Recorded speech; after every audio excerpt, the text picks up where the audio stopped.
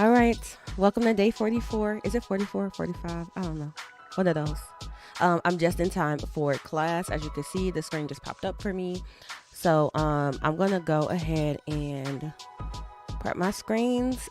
Today we're learning about tuning and reinforcement learning with human feedback. Which is also known as RLHF. And this is very important concepts in machine learning, especially with large language models. So, anyways, I know about these um, concepts in general, but I've not really had to put them into practice too much. So I'm looking forward to this, just so I can get a practical example. And I don't know, the class will probably be like an hour and a half. So depending on how baby boy is doing, because he's just kind of chilling right now, I might work on a lab after this. All right, let me switch my audio. First of all, because that's going to blow y'all eardrums out. Let me see. Go here. All right, so let's get rid of our music.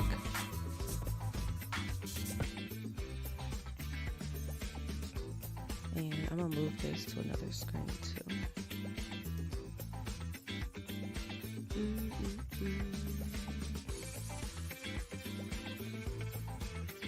Wait.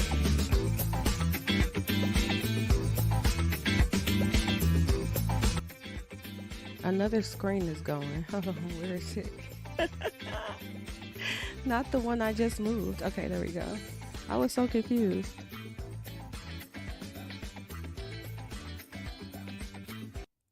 Okay. Make sure I only hear one.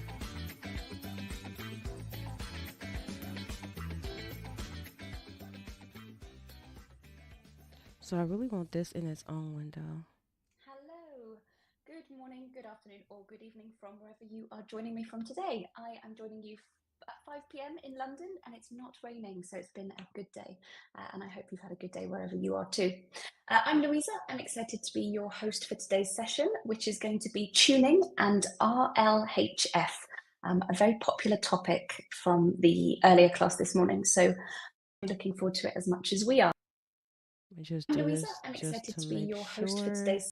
I have that in my history. All right, keep going. Before I bring our instructor onto the virtual stage, just a couple of housekeeping slides to quickly run through with you. I'm sure you all know the drill by now, but we are still having new attendees at every session, so let me quickly cover these. We have live sessions every Tuesday and Thursday at the same time each week. This is our 5th week. Next week is our last week, but you can catch up on all of our sessions on demand. We encourage you to practice what you learn in class. Sorry, I just moved on to the next slide. We encourage you to practice what you've learned in class. Our instructors will cover either skills boost labs or notebooks that can be found on our GitHub repo. And there's a blue banner above my head which has that link there where you can find all of the assets that we cover during classes. You can also obtain skills badges for completion of certain labs in the Cloud Skills Boost platform, and it's quite clearly listed as which ones those are. So take a look. Now, onto this slide. Use the Q&A function beneath my head to ask questions and participate in class. We have a fantastic group of moderators on in the back end who will answer questions for you as the class is live. We will save the last 10 to 15 minutes for a live Q&A with our instructor. So anything you want to ask him, please leave them in the Q&A, upvote other questions that you like the look of as well, and we will ask him the most popular questions.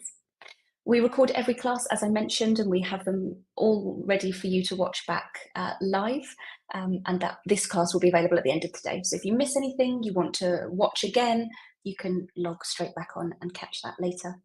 Last thing, unfortunately, we don't share slides, but as I mentioned, we do have all the labs that are going to be available for you to complete on Skills Boost. We've given you credits to go and do that, so there's no cost to you. And we also have the Google Cloud GitHub repo to access all of the notebooks that are covered. So plenty for you that aren't the slides. Okay, I'm going to invite Chiran onto the stage, who's going to lead the class today. And here he is. Hello. Hello. I'm going to leave you to the classroom and I will see you later for Q&A. Enjoy. Thank you very much. So, Hi everyone. So for those of who just joined, let me just quickly briefly introduce myself. I'm Turan. I'm based out of Amsterdam. I've been working for Google for almost 5 years now, and today I will be your instructor, talking through some of the, let's say, more advanced techniques. So just a quick disclaimer before we begin: this session might be a little bit more advanced as compared to the previous one. So I will be just, I will be just explaining the content, but then at the end, if you are some parts which are not super clear for, so please raise a question, and then basically I can just try to answer them as much as possible. So without further ado, let me just start this. So just a quick word about myself. So I'm Turan. I'm based out of Amsterdam, and I'm a generative AI black belt working in the Google Cloud. I have been working with in the industry for quite a while right now, working with AI ML, and now we're focusing on the generative AI. And this is my home, so I just decided not to go to the office, but then maybe the internet gods will not be kind on me. Hopefully the internet will be stable, but we'll see. So here's a brief agenda of what I will be just talking about today. So I will go through all these 5 parts specifically, but then this is going to be about model tuning. And then there are different flavors to it. I will be focusing one, but then I will just try to highlight almost all, or the most popular ones. And then the content is more around, let's say, what is the foundation model tuning, how you can do this, what are the some interesting techniques such as adapter tuning and distillation. And then I will just take my whole time to go through the RLHF, reinforcement learning with human feedback, and then also just show you a demo coupled with some code and Colab from the console itself.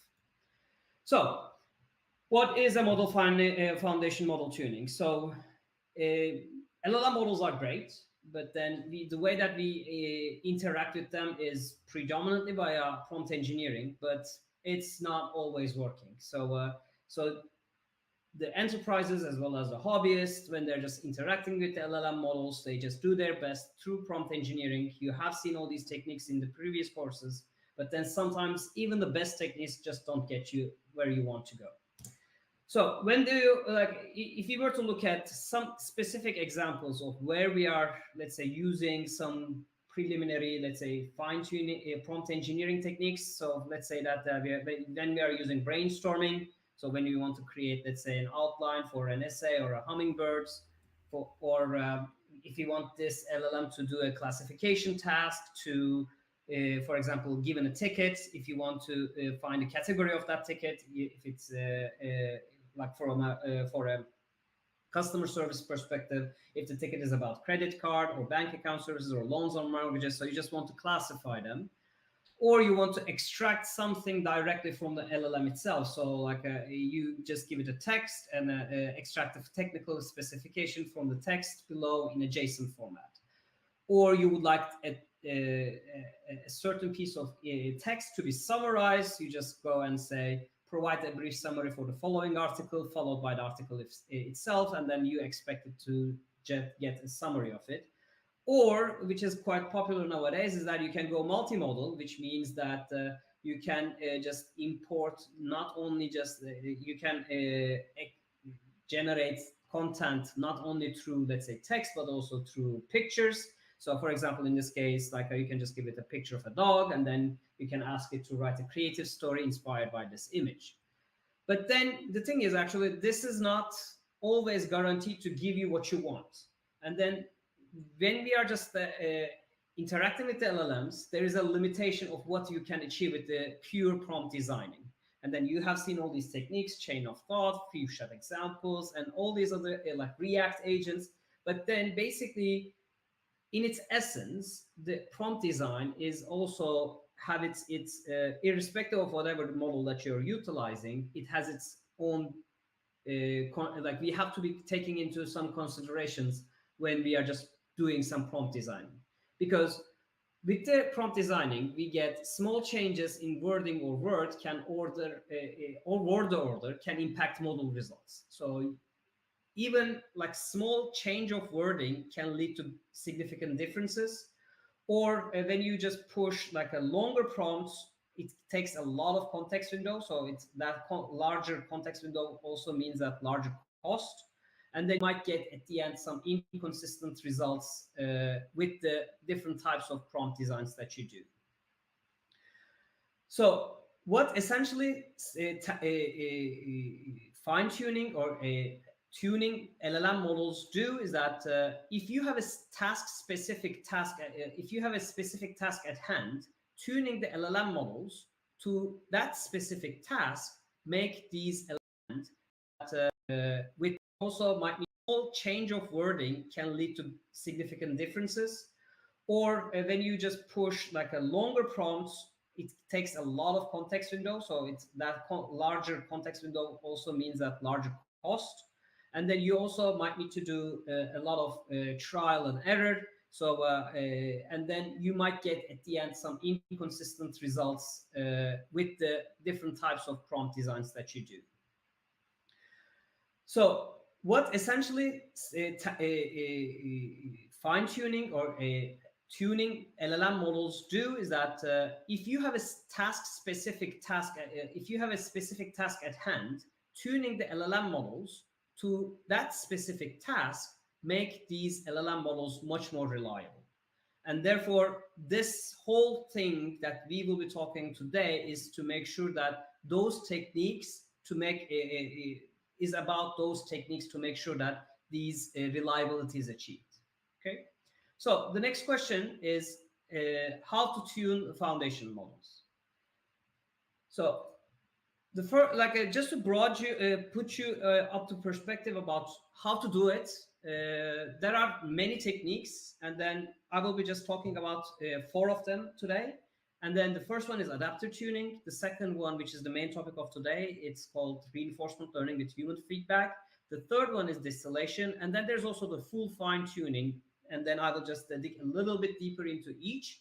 So RLHF, reinforcement learning human feedback, which I will be just using the abbreviation for from now on, uses human feedback to increase your model usefulness. We have also distillation, which is transferring knowledge from a larger model to a smaller model via what we call teacher-student models. We also have adaptive tuning, which is a set of algorithms that only trains only a small set of weights rather than the full, let's say, full space of parameters of the LLM model. But there's also the functionality or possibility of full, like fine-tuning the whole model. And basically, it has all its advantages and disadvantages. And then if you were to just lay it down,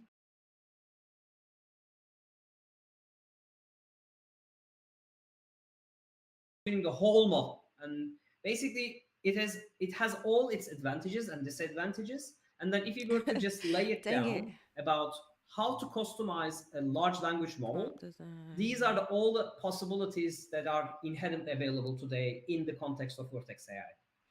So as we started with the prompt design, like you just go into direction of prompt designing, you just utilize different techniques, and then basically you don't customize the underlying model, but then you customize the results.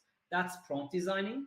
So the adaptive tuning is the second one, which is focusing on training another separate a deep learning model that is coexisting with the pre-trained frozen model to for a task-oriented for a specific task-oriented workload, and then you just only fine-tune that small deep learning model, and then you just create an endpoint that takes into account both the tuned adapters plus the frozen model, and then it just serves it there.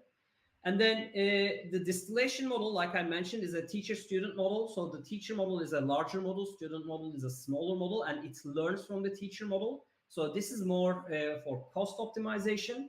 And then we also have the reinforcement learning model, which is taking into account 2 types of model. One is a type of an adaptive tuning model coupled with a reward model, which is related to the reinforcement learning part. And then we have the full fine-tuning, which is like updating all the weights all together. So how it works, so basically each one of them is so if you were to look at how the prompt designing work, it just need to prompt them specifically. Adaptive training tuning works with providing an input output relationship, and the distillation is similarly, but then the technology underneath is different. The reinforcement learning is working very similarly, but then we also need to couple it with a reward model.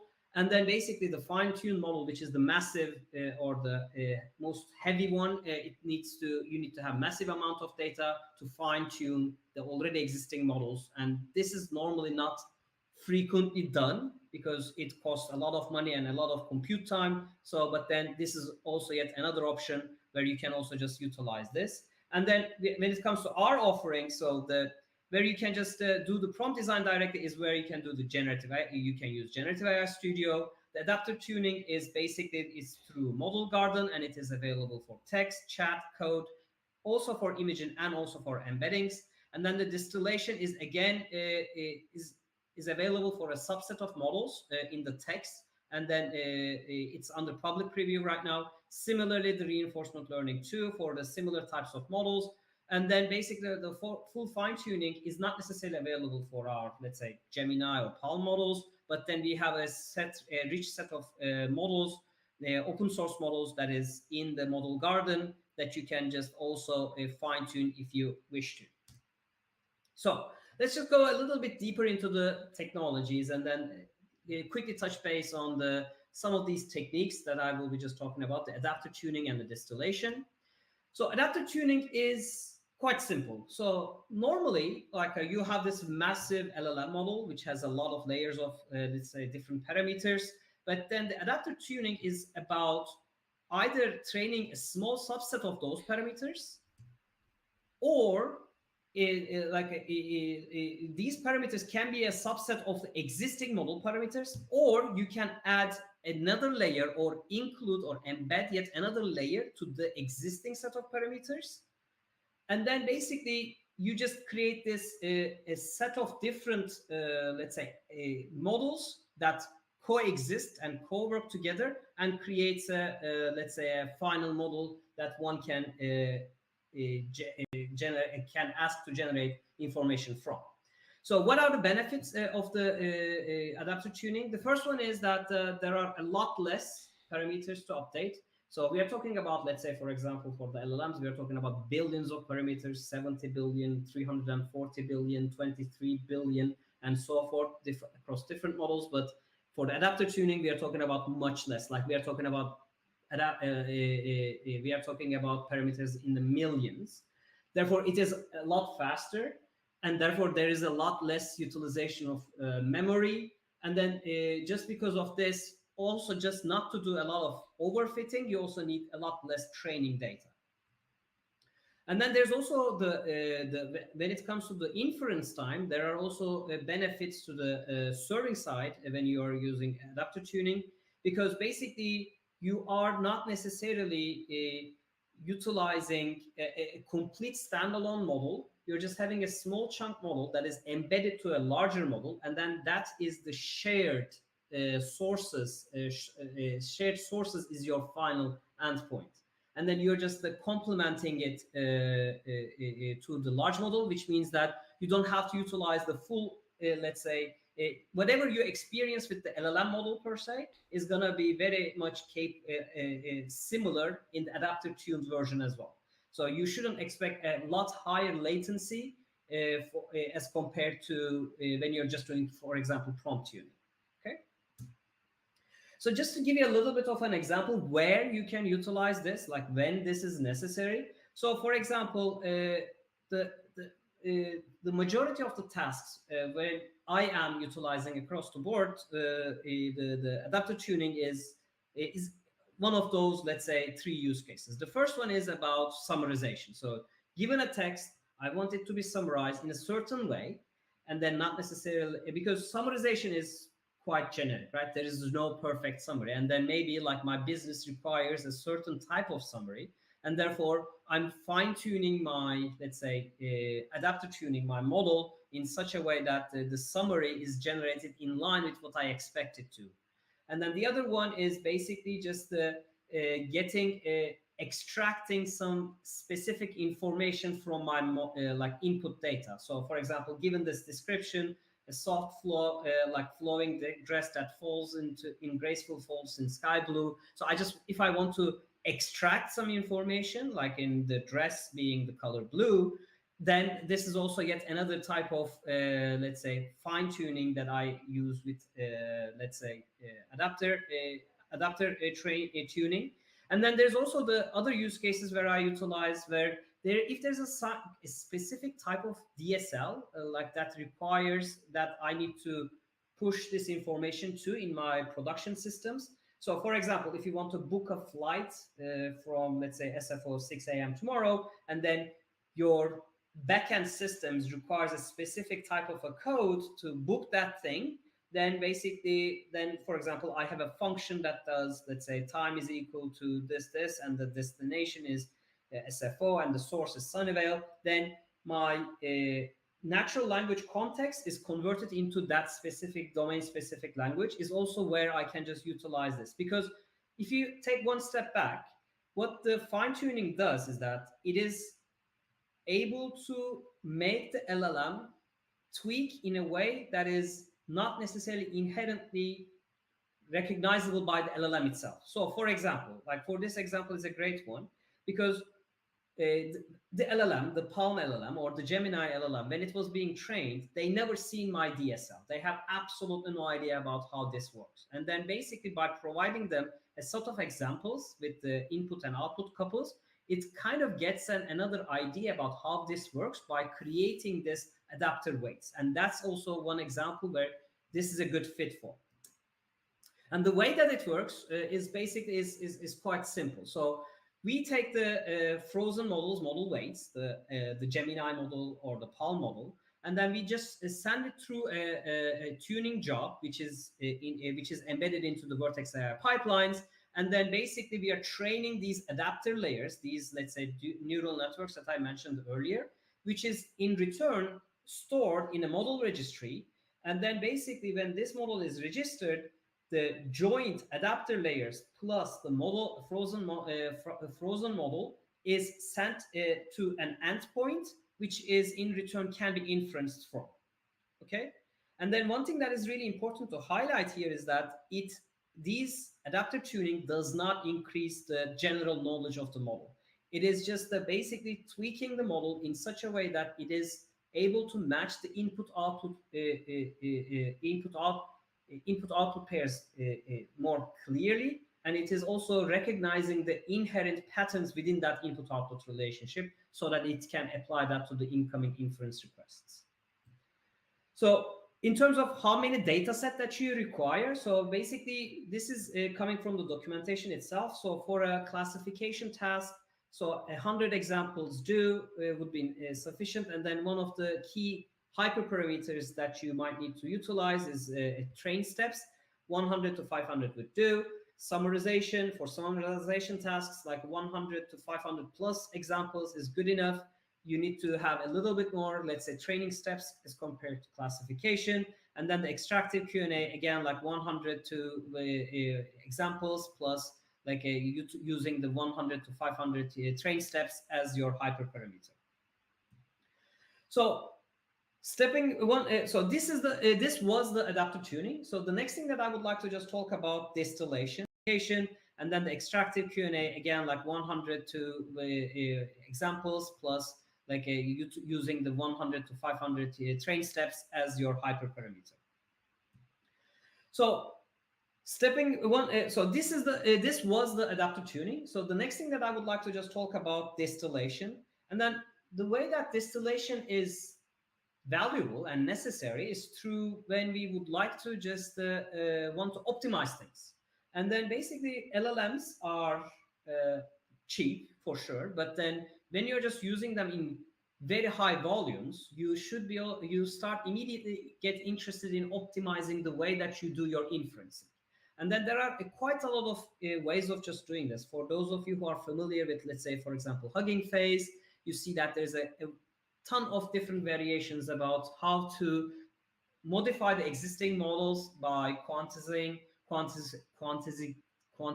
quantizing their, let's say, the floating points. There are pruning methodologies, and then there's also types of distillation, and then we will be just looking at the teacher-student capabilities.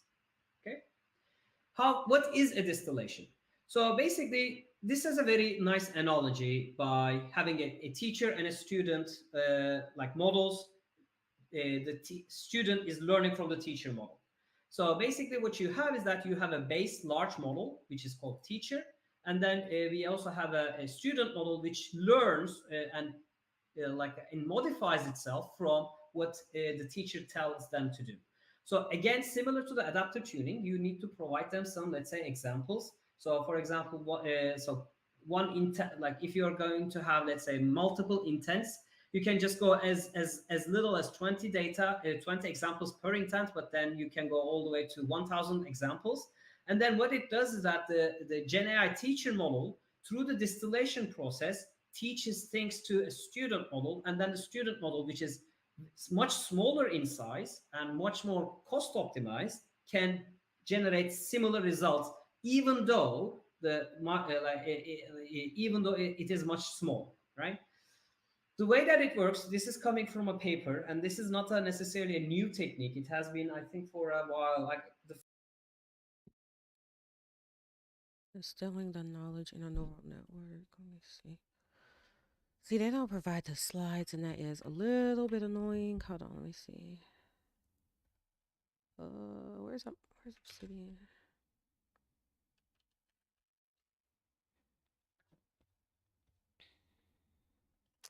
Why is my mouse acting stupid? Because I need more space on my desk. Okay, let's see.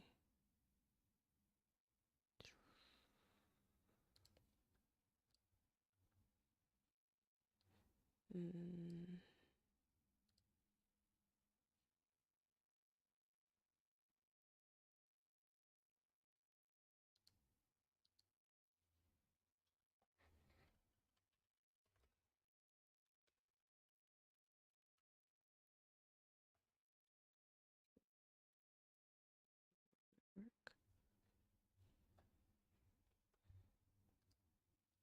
first distillation techniques, knowledge network in distilling knowledge is coming from 2008, and then this paper is from 2016, I think.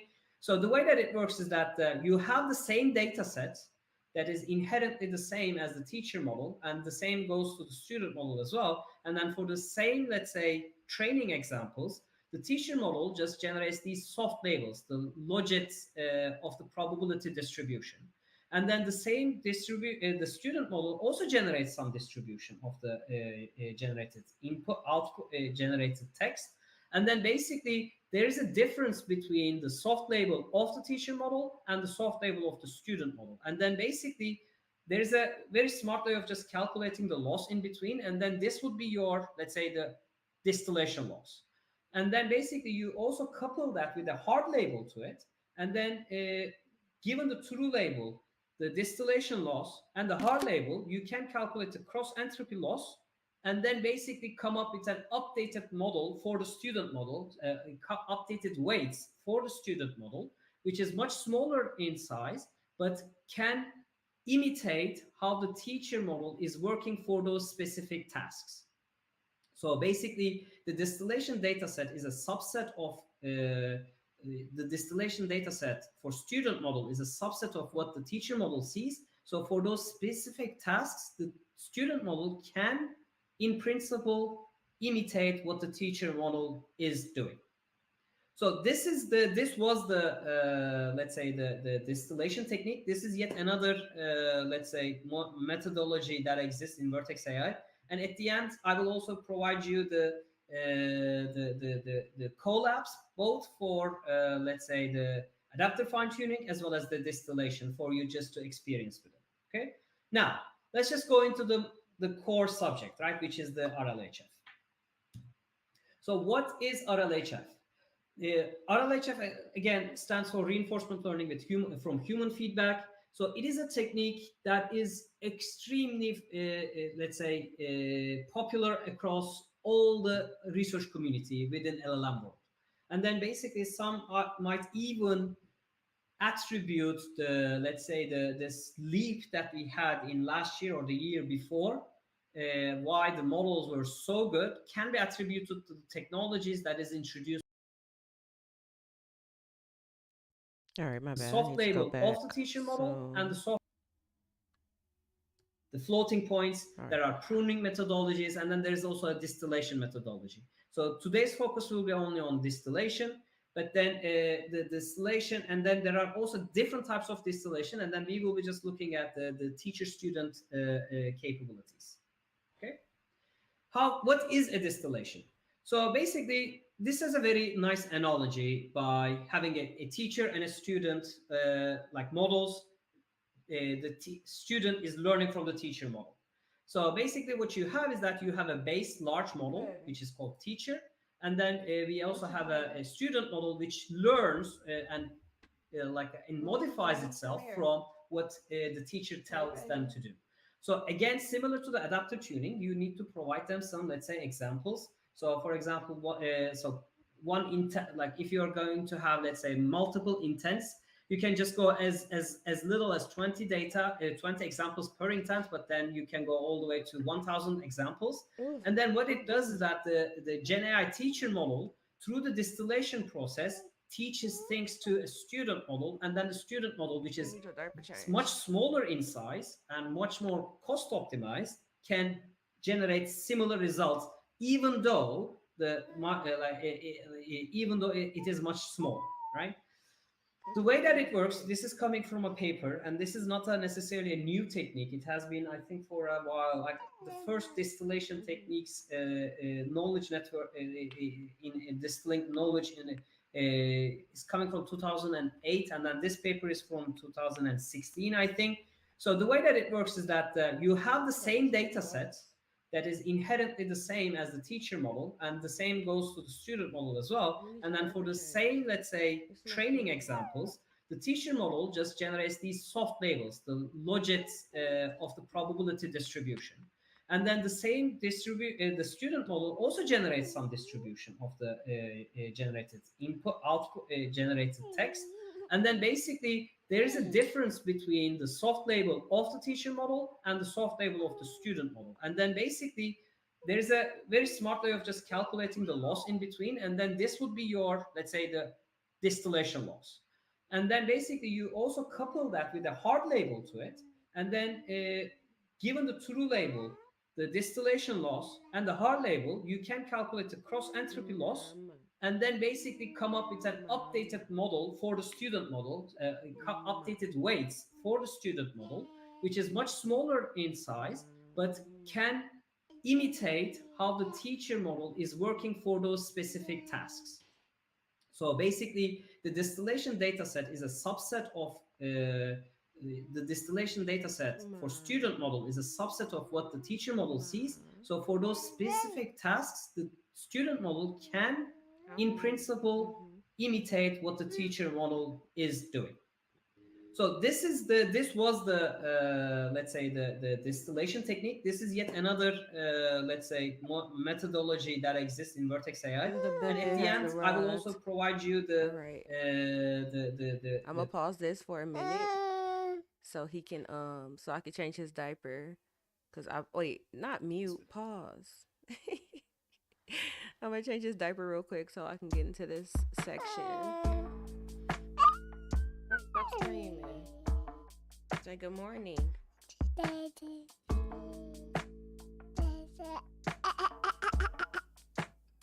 right, come on, stinky butt.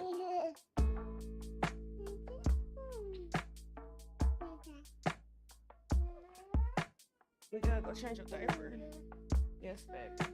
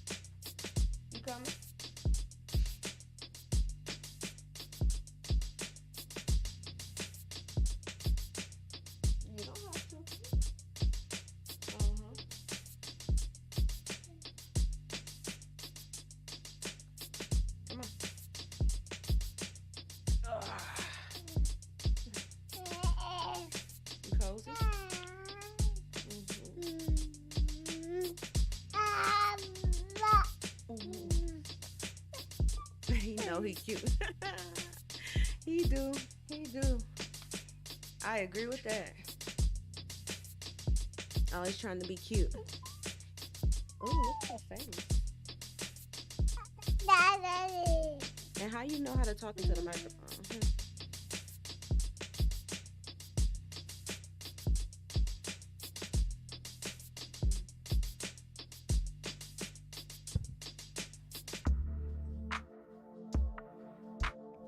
Don't hit the microphone.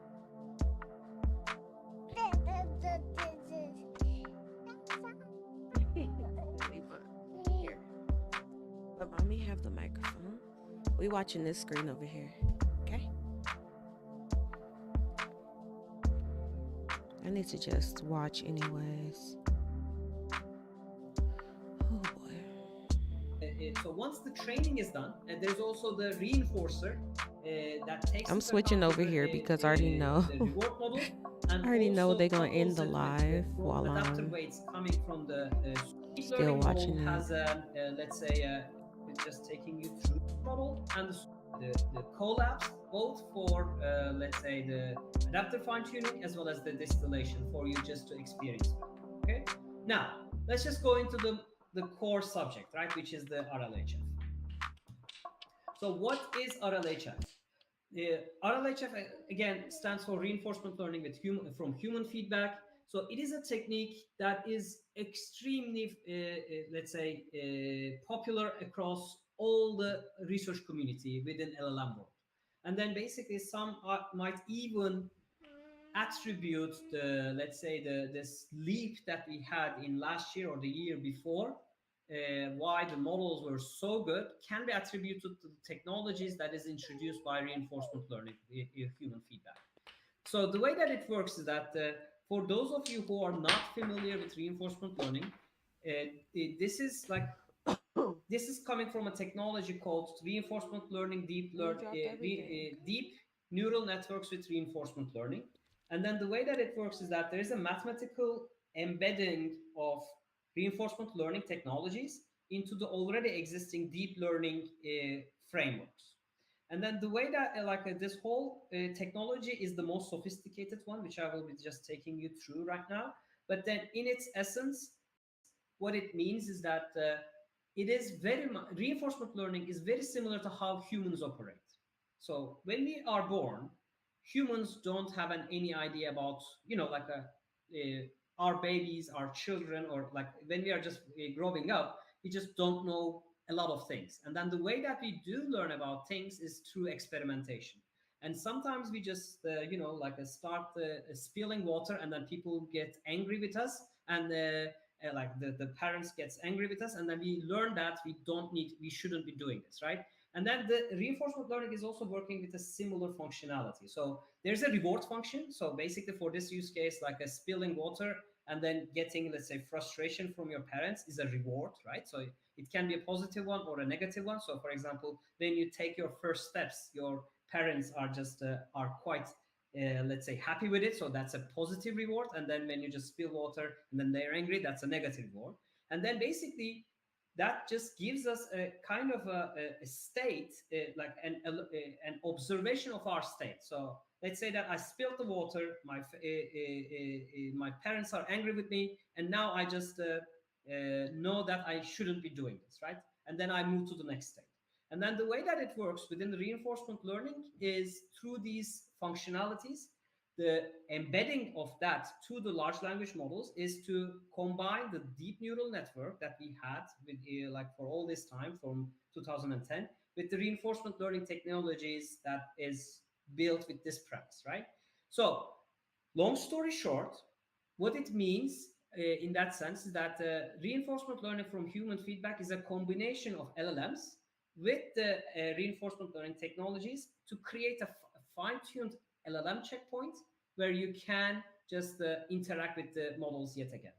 And then the one quick, let's say, elaboration on the reward function is that it is working the way that how we are also learning from our experiences as well. So basically, the reward function is yet another machine learning model, and then it works with the human feedback. So it given this input-output relationship, you only not give an input-output relationship, but also you give multiple output for a given input, and then you also just highlight a preference for it, right?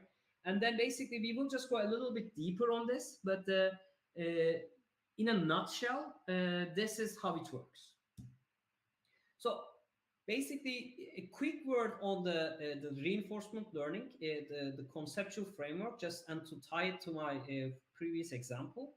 So the way that reinforcement learning works is, again, like there are agents and there are environments. And then the agents, in this case, this is going to be LLMs. And then the environments is the observed states. So basically, the way that it works is that an agent takes an action.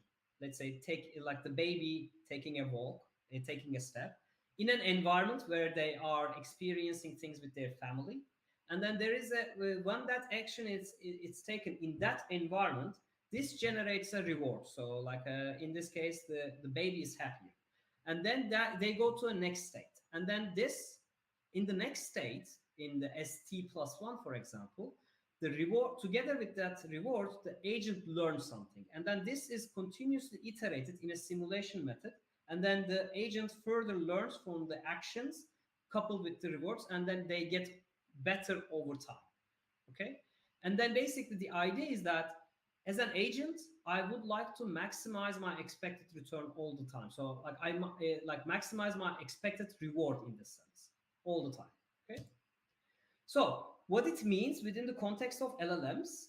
So I talked about the agents and the environment in the previous one, but then the agents in our case is the language models. So in this case, normally for those of you who want these things a little bit more sophisticated, you know, like this is completely optional. You don't have to remember this, but then basically the way that it works is that a machine deep learning model has let's say a loss function, right? And that loss function is predetermined most of the time. What the reinforcement learning is doing is that that loss function is not necessarily a specified function, but something that can change. And that the thing that can change is a policy. So basically what you're iterating right now is that the agent is learning, and that agent is the LLM model, is learning from this reward, incoming reward. So basically, the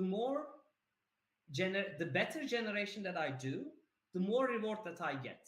And that is captured in the loss function of the LLM model. And then the way that it works is that the agent, like the policies, is triggered via prompts, right? So the environment sends a prompt, and then basically it generates a response, and that response has a reward. And then basically, if it is a good summary or a bad summary, for example, then it just creates a number.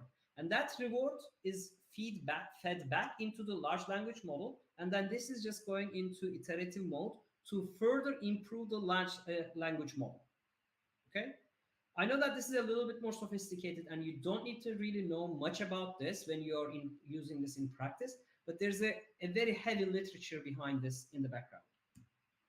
So how it works in its you know, like in practice. So basically we have this, let's say, an endpoint, which we can call as RL fine-tuned LLM endpoint, right?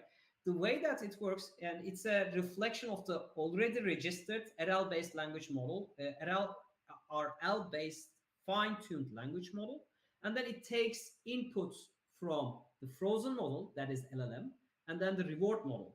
And then the incoming prompt generates an endpoint, right? So this is very typical for like let's say the regular LLM model inferencing. But then basically right now, the endpoint is not necessarily taking input from not only from the LLM, but also from the reward model as well. So how does the reward model is calculated in inference time? So basically the way that it works is that you provide a human preference data, which is like a combination of prompts and its responses and multiple responses, and then the preference among those let's say preferences. And then you also feed the LLM to be able to generate the responses, of course. And then basically this is, and then you train this model. This model is a regression model. The reward model is basically a reward model generates a number, let's say a 5, 6, 7, and the more model, like the higher reward means that there is higher, the better it is, and you're training that model. And then there's a few, let's say, regression models that further differentiates this. And then again, like this is a very heavy topic, and then I'm just skipping it for details. And then this is your model that you train, and that is passed towards the inference time. On the other hand, you also fine tune the LLM model. Looking at the previous slide, you also have this, for example, remember that we are training the agent itself as well. And then basically this is very similar to how we fine tune the adapter layers, right? So basically you are not training the full, let's say, frozen model, but you are training a layer, a selected layers of that model, and then you're creating yet another layer that takes into account the information from the reward model as well as the let's say the incoming prompts. Okay, so you provide the prompt and response for fine tuning, and you provide, let's say, prompt and responses with multiple options and then the choice, and then that finalized model becomes the together with the reward model constitutes your endpoint. Okay, so let's just put everything into practice. I think it is beneficial a little bit more when you see things in action rather than on a theoretical basis. So next, I will be just talking to you about how this whole framework works in Vertex AI itself. The way that it works is like this. So just to scare you, I put this picture into one go. Just to highlight that this is a rather relatively sophisticated way of just building an a process, but then there's quite a lot of, let's say, components with it, and then we will just go a little bit deeper like bit by bit.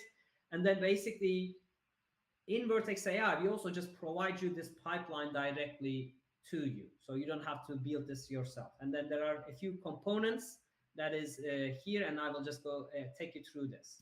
But then, just to begin with, the whole thing is this much simple, right? So you just put 2 lines of code with a few parameters and you're good to go.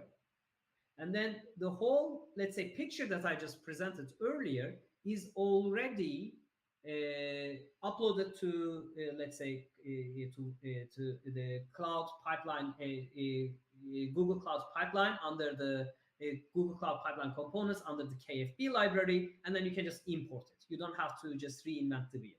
And then what you need to do is that when you import it, you just basically compile it. That creates a 5,000 line long YAML file that adheres to the previous picture. All you need to do is just basically run that pipeline. And then for running it, there are a few parameters that you need to provide.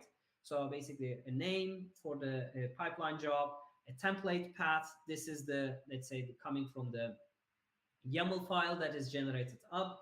Where the root, like where the artifacts and everything Hold on, is generated this will be man stored. talking This is the about pipeline root, and how then they just let's say distilled the that whole parameter values process are the into let's say a the config parameter job, a job specific config? Because no pipeline specific Google is blowing my parameters that mind. will Hold be on, I gotta go utilized back. within the whole thing.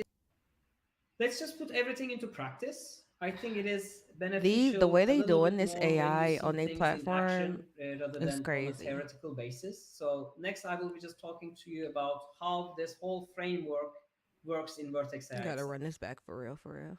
The way that it works is Glad like that teaching me this. helps you. So just to scare I you, was I trying to be put this quiet, picture but into bro, one what go. what? Just to highlight that this is a rather relatively sophisticated way of just building an a process, but then there's quite a lot of, let's say, components with it, and then we will just go a little bit deeper like bit by bit. And then basically in Vertex AI we also just provide you this pipeline directly to you, so you don't have to build this yourself. Yeah, And then see, there are he's a few like components they that is here, and all I you will gonna just have go to do is take you like through this. know But exactly what then, component just to goes begin with, where. the whole thing is this much simple, Ooh, right? So you just put two. bro, you can like people wonder why I really be loving like Google developer stuff. I feel like especially for Google Cloud platform, I be getting a lot. I don't want to say like flack for it, but every time I say I'm doing something Google Cloud related, people always talk about like AWS. AWS is definitely like I would say kind of industry standard for most tech companies. All my companies that I worked for in the past, if they use a cloud provider, they used AWS. But specifically for machine learning type of work, I don't see a good reason to choose AWS over Google Cloud or even over Azure, if I'm being honest. And I'm not like a big Microsoft hater. Everybody know I always complain about Microsoft, but um if you are getting so it's one thing if all you doing is like using an existing model and you don't have to do any type of real customization, then pretty much each platform has tools that's built in. But when it comes to anything you have to do custom, I would much rather be building on GCP or on Azure because they are in the business of machine learning. You know what I mean? So when you have to think about what core foundations you're building on top of, or even being able to like further customize the models themselves, I'd rather already, be where those models are natively. Um, so that's been kind of my mindset recently. That's why I was like, even if I get not if, but when I get a cloud cert, in the past I was just going to get like a general developer cert, and I was going to mostly do that with AWS because most of the time, yeah, AWS is um definitely the platform that a lot of companies use. But when it comes to machine learning, like getting a machine learning cert, I would much prefer to get my cert from Google, who actually does like industry leading research in the field, and that is incorporated into the models and the tooling and the educational material that they are providing as well. And like I said, Microsoft, I would put them in a similar boat, even though I'm not a big Microsoft fan. If you do Microsoft development, if you are trying to do something machine learning, and nowadays, because this boy is standing on my brand new backpack. Baby, you want that ball? Cause I really wish you wasn't standing on this. This this is not really. This is children. This is kid life. Um, I just got this. I just got this nice fancy backpack. Super cute. It's super white, as you can see. And it wasn't very cheap. It wasn't like super expensive or nothing. Not saying that, but it definitely cost more money than I would care for my son to be standing on it. And I think he just wants this. Do you want this? He did all that for that ball. Okay. Anyway, I was in a whole spiel and I just see his little head peeking up. I'm like, what is he doing? Okay. I guess he's feeling better. We got vaccines yesterday. He got quite a few shots that he needed, and he was kind of down for the count. He woke up earlier this morning. He went back to sleep. He just woke back up at like 11:30.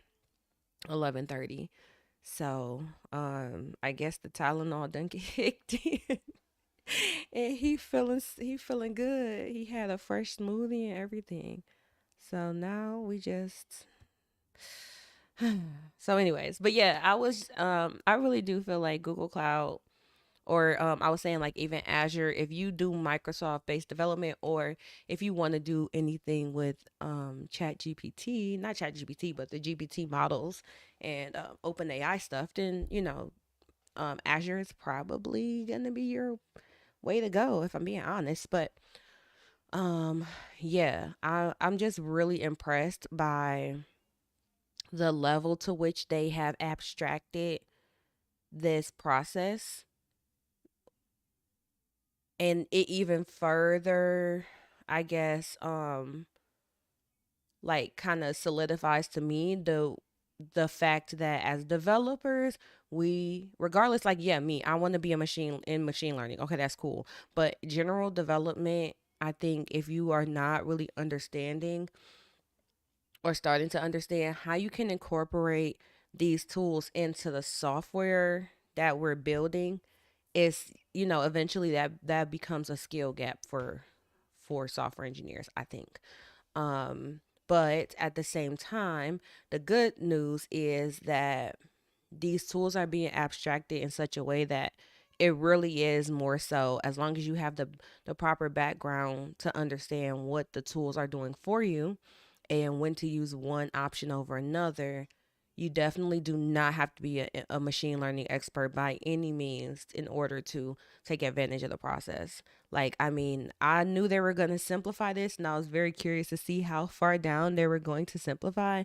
But like, this is just making me excited because, especially as a person who typically works on small teams, anyways, I'm doing like a lot of stuff freelance and working with, other entrepreneurs to help build out their businesses. And when people want to use AI, like, it needs to be something that is practical. Back when I first started learning about getting into deep learning in particular, around 2017, I remember I went to this conference. I went to an O'Reilly conference, RIP O'Reilly conferences, because they don't have those anymore. I wish they would bring them back. But I went to an O'Reilly conference, and it was an AI conference. So I remember when I went there, what people were talking about, like the different presentations and stuff, these were like, they were talking about research projects, right? They were talking about actual papers, or they were talking about taking a process from a paper and applying it to their specific domain. They were taking like different papers, and you can think about it now. Back then, we they attention is all you need. That would have just came out that year or the next year, when that would have just came out around that era though. And in that 2017, 2018 wave, it was literally like, okay, let me see what kind of research is being done and what kind of um use cases are kind of emerging from successful research, and then trying to take that and apply it to what you are currently doing. So, even though there was a lot of there, we still had some libraries back then. We did have some frameworks as far as like machine learning. You still had to kind of you had to have a higher level understanding of in order to incorporate um, the newer ideas, I guess you would say, or the newer innovations that was coming into the industry. Now, honestly, it's like, oh, reinforcement learning with human feedback. You want to do that?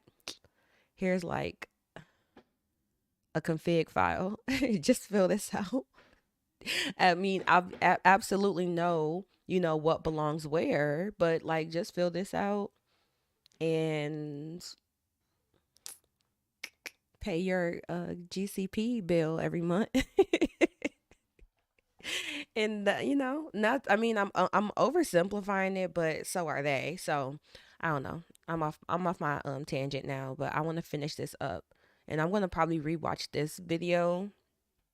I might rewatch this like at least twice, just because it's a lot to process in here. And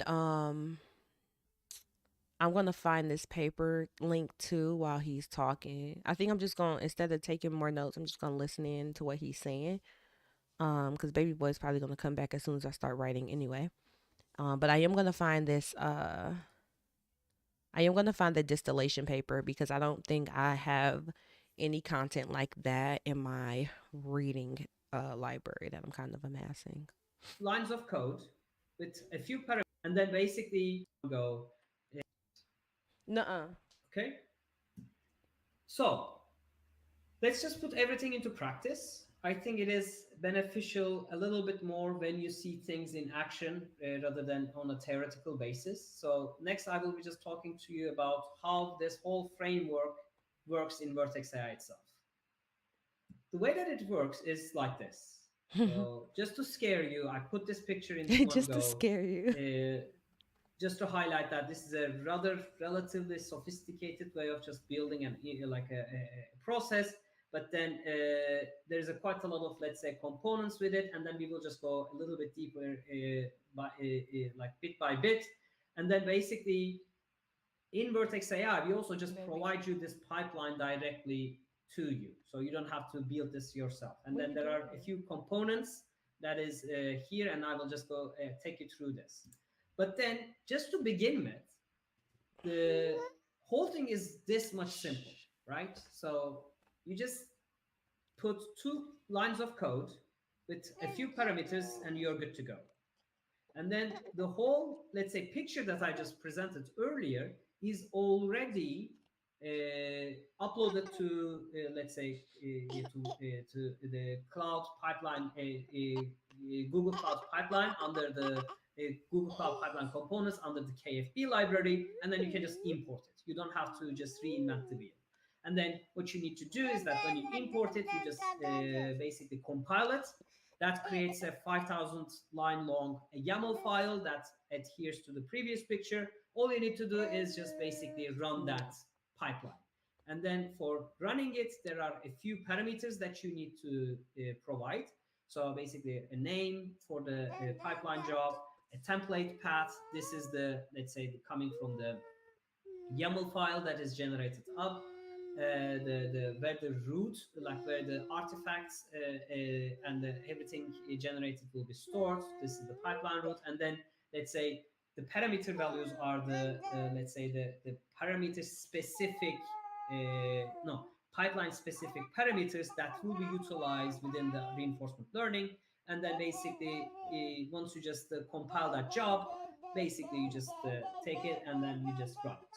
This is as simple as that. So, and then basically, if you were to look at, we will go through some of the parameter values as well, but then there's the code that I will be just showing you has quite extensive elaboration on what those parameters are for. But then basically, some of the key ones are, let's say, what large model that you will be, or the, in this case, large model reference here would be responding, corresponding to the frozen model.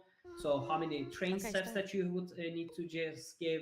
And then the same for the reward model for the reinforcement learning. And then there's also KL coefficient, and then a few more that needs to be fulfilled. They come with a let's say, default values, but then you can also just play with them. Okay. So in terms of data, what do we need? We need 2 data sets. One is the preference data set that is triggering the, let's say, the reinforcement learning reward model. And that is the, the structure of it is as follows. Given the input text, so for example, create a description for plantation pods. You give it multiple candidates. Let's say the candidate 0, enjoy some fun in the sun at Gulf Shores, or candidate 1, a tranquil oasis of natural beauty, coupled with a choice. So what you can do in your case, like if you, so the candidates that you can also just generate, for example, by playing around with the top P and top K, and then the temperature values, just to generate multiple choices out of that same input text. And then basically somebody, in principle a human, but then you can also use LLMs to be an arbiter model to choose between those candidates. And then you need also for each input and candidate tuple, you also need to give it a choice. Okay, so this is my preference data set. And then for the fine tuning, I also need a prompt data set which is equivalent to the input text of the preference data set. Okay. The way that it works is that then I will be training some models, and then the first one that I will the pipeline will be training is the let's say the reward model, as I have highlighted in the first part. And then the second one is so once the training is done, there's also the reinforcer that takes into account the reward model, and also couples it with the adaptive weights coming from the supervised fine tuning, and then builds a reinforcement learning around it. And then this is your complete training flow. Once that is done, that model is basically uploaded to the model registry, and then essentially eventually then it is just passed on to an endpoint which can be deployed, which can be consumed just like any other model. I'm faster. Okay, and then at the end, when you run this pipeline, you will get an endpoint which is able to do your reinforcement learning model inferencing, as you can see. And I will just show you how this works in the first place. And then you can also do this by playing with the hyperparameters of the pipeline. You can also do a batch inferencing. So you don't have to do the only the let's say the hair online inferencing, but you can also do the batch inferencing as well. So let me just start showing you the code a bit, and then let me just come here. You got an event coming up. So I run this code earlier today, and then you will also get the QR code for this code itself. But then let me just take you through what it does. So, like I said, we will be just going through maybe I should just make it a little bit larger for those of you who cannot see it properly, right? So I hope you can see it now. So the objective of this tutorial is to take you through an RLHF pipeline, and then we will be utilizing the Vertex AI pipelines for this. We need to prepare our inputs, and then we in the first section we will be preparing some inputs, and then at the moment these are the set of models. I think this is not up to date. I think we also provide support text Python 002 at the moment as well. And then you can see which models are available for you to train, fine-tune. And then you can also see that not only the, let's say, the LLM models of GCP, but you can also just utilize the, let's say, the open source models such as T5. And then you can just get the various variations of it. And then you can also just couple it with the different accelerators, including TPUs. By the way, I should also just highlight, and this is really important, when you are running this code, be mindful of the costs, because this run takes approximately 1.5 hours, and you are utilizing accelerators. So just be mindful of that before you just run this. And then these are also depending on what models you will be choosing, there are some associated supported regions with it. And then basically the first thing that we need to start with is just like I mentioned, you just need to create, you just need to provide two types of, let's say, data set, the prompt data set, and also the, let's say, the preference data set. Again, so the example is like this. The preference data set. Okay. And then what you can also provide is an evaluation data set. This is for batch processing as well, and this is optional. So you see that if you provide this, then the batch inferencing will also be done on this evaluation data set.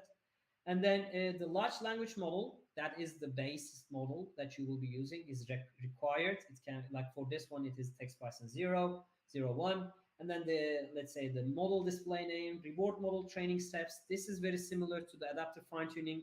This is an integer. So the same goes for the training steps for the reinforcement learning.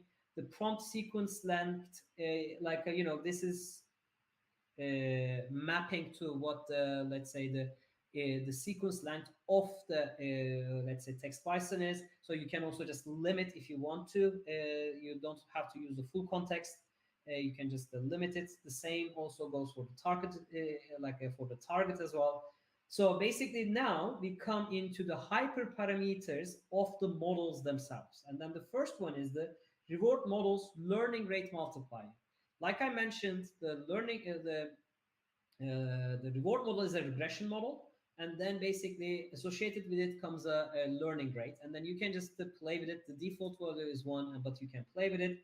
But then for the reinforcement learning, reinforcer that I have highlighted, that also has a learning rate that you can also just play with.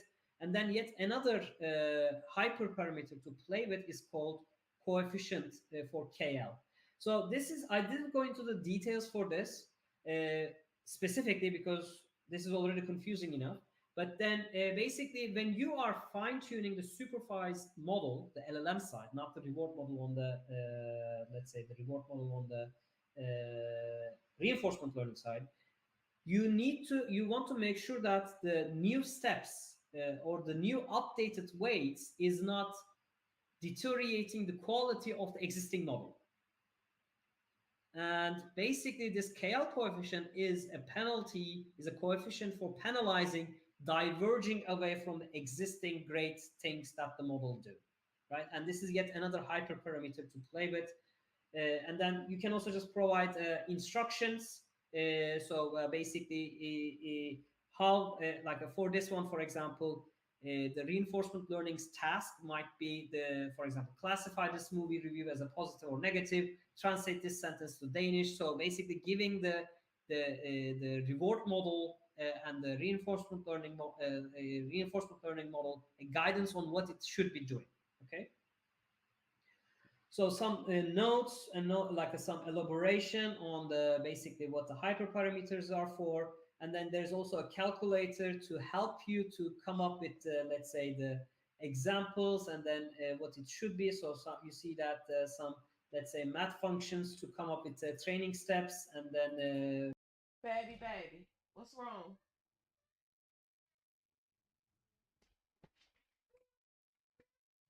What happened?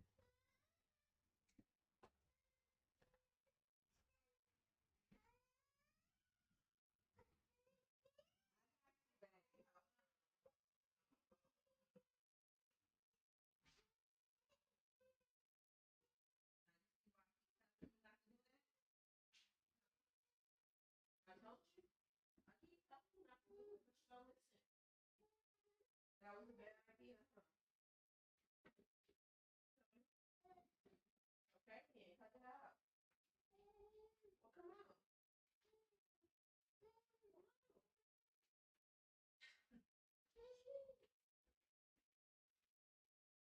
I keep telling you stop doing it, don't I? You gonna learn the easy way or the hard way?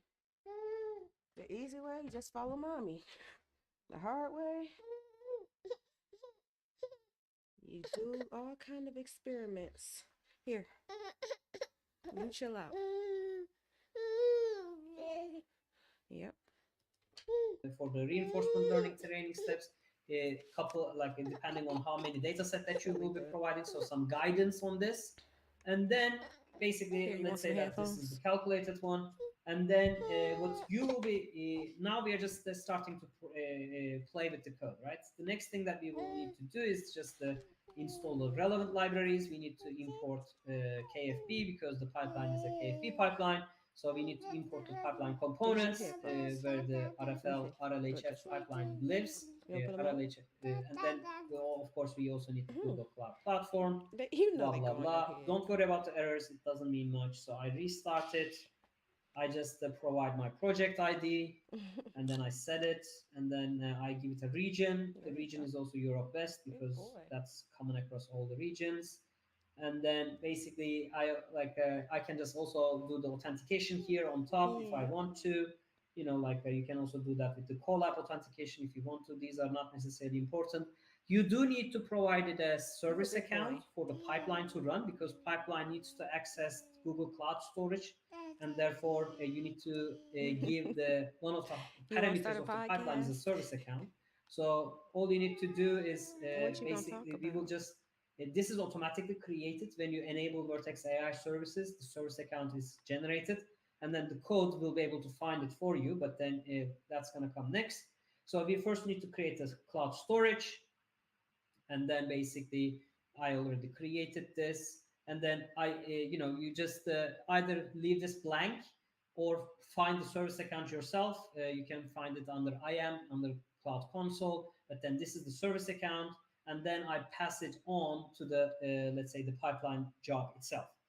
And then yeah, now I'm also here I'm giving the service account the relevant, let's say, roles. You see that it needs to be an object creator and an object viewer, and then basically I'm good to go.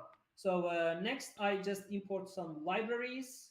I initiate my Vertex AI instance, and then here comes the main code. Like I mentioned, I just with 3 lines of code, I get the YAML file. Like this is with this one, I am importing from Google Cloud pipeline components the RLHF pipeline, and then basically compiler just generates this file, which is not here because it's not, I disconnected. But then basically this is the YAML file that has 5,000 lines of code. And then basically then I'm good to go. So I have my pipeline ready. All I need to do is basically create the job, pass it on the parameters, like I give it my data set, my preference data set, my prompt data set, my eval data set. I do the evaluation on the inferencing like batch processes as well. I define my large language. I give it a name. I define my hyperparameters, and then I also give the instruction. This one is summarized in less than 50 I'm words. doing this Just week. for you This to is know, like this way use too case is easy. about looking at the Reddit, let's say, comments, and then like a context, and then we want this to be summarized in this. So this is a summarization use case, and then the instruction is to is as follows: summarize this in less than 50 words, and then basically then I just run it. It takes a while, and then what I get in return is this. Okay, so as contrary to what I have presented earlier, the newest version of this pipeline has been, let's say, curated a little bit, and it's a lot more tidier. Now we are much more compartmentalized in a sense. So when you are running, by the way, for those of you who wants to run this, this component will generate an error when you directly import this YAML file. And then for those of you who wants to take note, the 4697th line, you just need to add this string to the already existing large model references. I will submit, I just tested today, so I will I will pull submit a pull request for this to change. But then for now, if you want to do this, you need to add this in the 4697th line, the YAML file, before you send the job created in the previous code. Okay, and then even if you get an error, you will still be able to run the full pipeline. You will get an error, but then this doesn't jeopardize the rest of the pipeline. So don't worry about this. But then, yeah, if you get an error, that's the reason, right? Anyways, so the next thing is that, like if you were to look at the whole, let's say, pipeline, we have, let's say, different components. Like I said, we have the train reward model. This is the core of it, and then basically there is a few things that it does in the background. I'm not gonna say, like, I'm gonna save you the hassle, but then basically it trains a model. And then one thing that is also important to highlight here is that not every component is publicly available, because some of these models are IP protected, therefore you can use it, but that doesn't necessarily, I'm talking about the image URIs here. So basically you cannot go into the underlyings of the model. I'm not so sure whether a reward model is one of them, but then basically there are some parts of the trainer that is not externally accessible. But then nevertheless, you can always just generate artifacts, and then you just keep track of things, right? So, and then you can see that there's quite a lot of, let's say, parameters, and then that inherits from the pipeline itself. But then the components are also having its own input-output parameters. And then you see that the model is saved somewhere. And then there's also the TensorBoard metrics that you can keep track of, just to see whether there is a kind of a convergence to you can monitor the loss metrics here.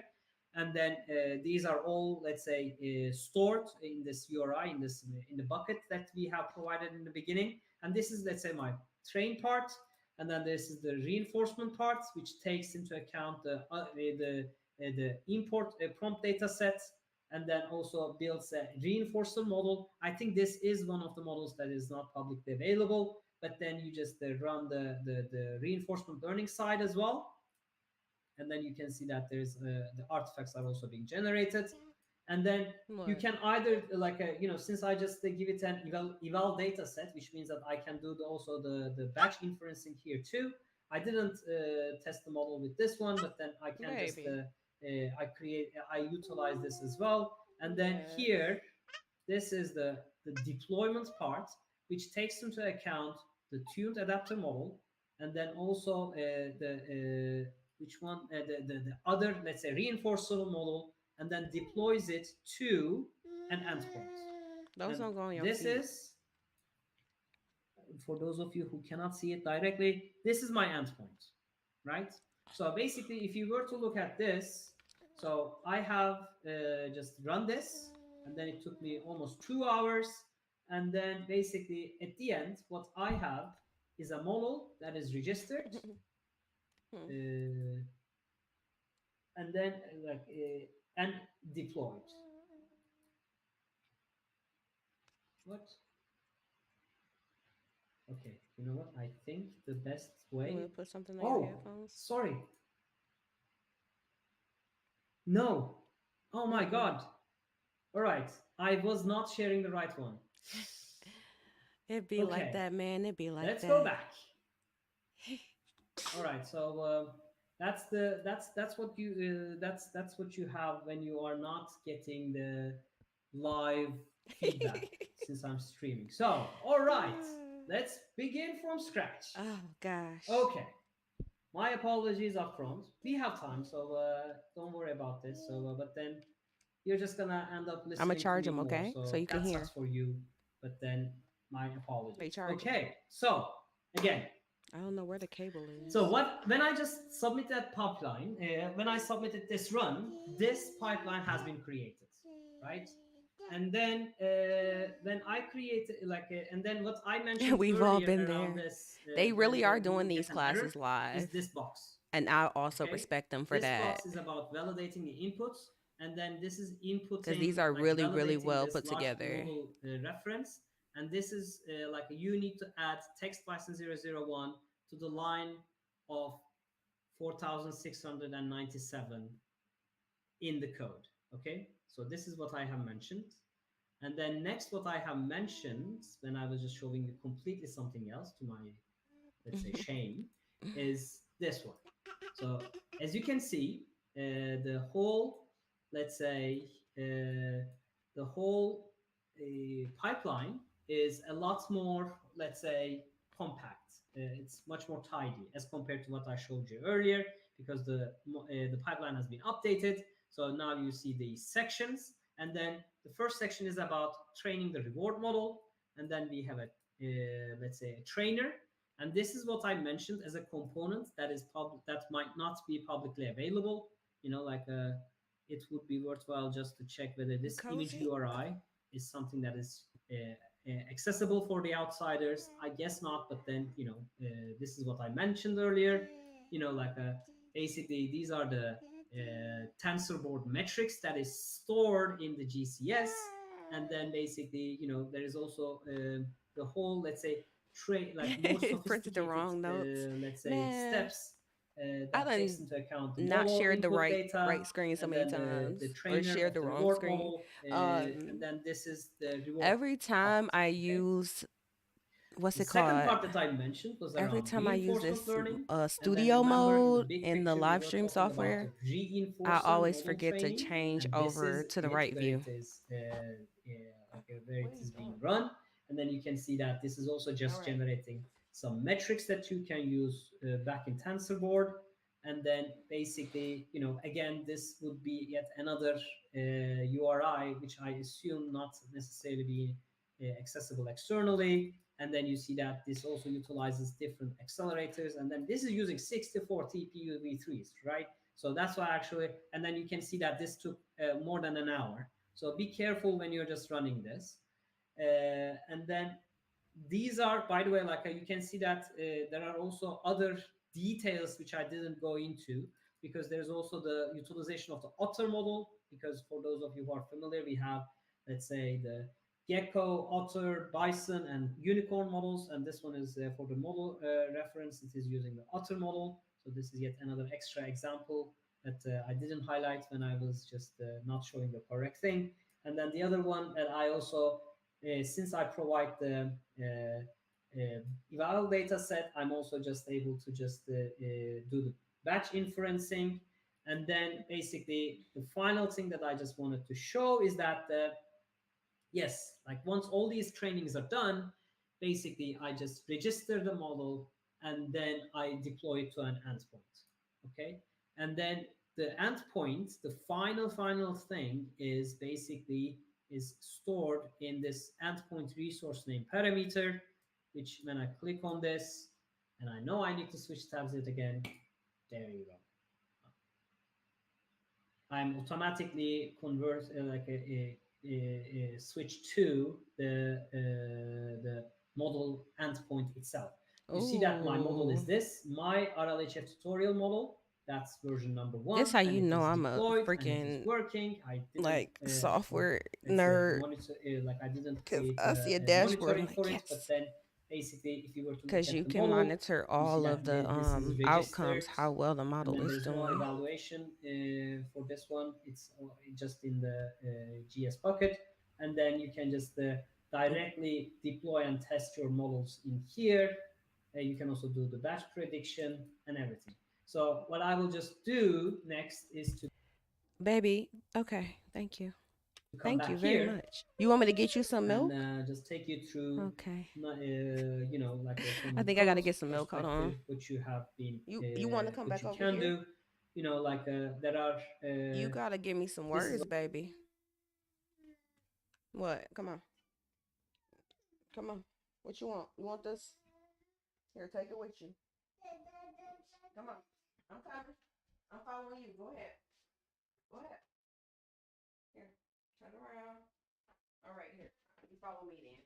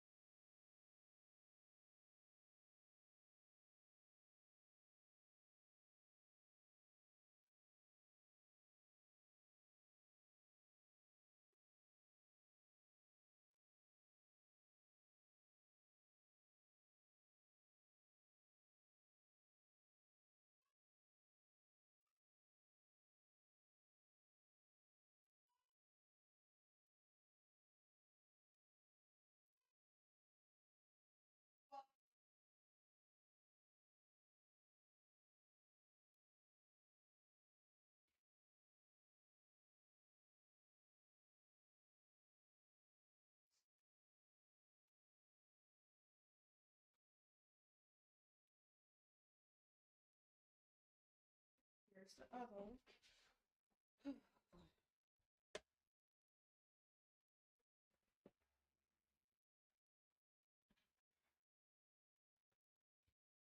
All right. On this episode of Trying to Study with a Toddler, I am learning. This is another reason why I appreciate getting up early, because I'm gonna have to start getting some of my study sessions in early in the morning, like first thing in the morning. And then after bedtime. Okay, what am I doing in my life? Oh, I'm like, it's something I definitely have to do before I hit play. Let's see.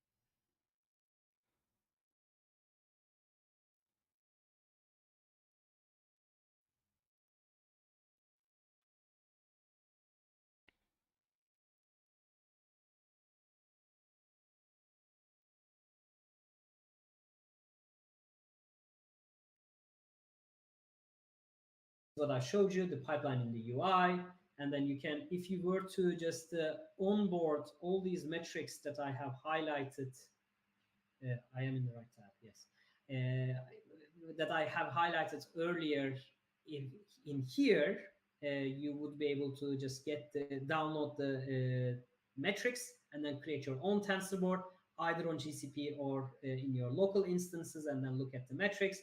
And then you should be just getting, let's say, some parameters of your rank loss, KL loss, and the reward function. You should see that the reward is increasing, and the KL loss should be increasing as well, and then the rank loss should be decreasing. So you can just monitor them, and then you can just get the batch prediction Don't or take that online over there. prediction.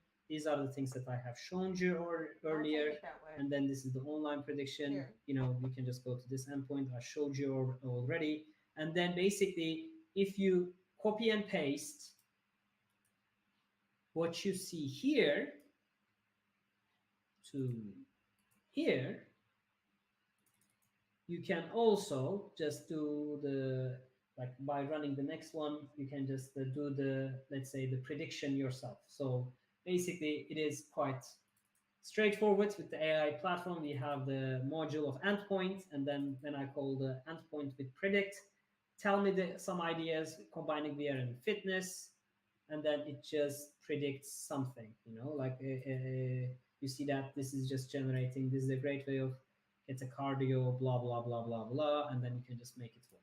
Okay, so this is a specific, let's say, endpoint dedicated with like that has RLHF in the background. Okay, I don't know if I missed it, but you can I'm also trying to just do figure that out directly in the how console as well. Let me also just do show it to you. you. So let Where's me the just go where to is the here. human feedback coming from I'm switching back. in this example? So if I come here, Justice. I really just don't understand why you had to do it that way.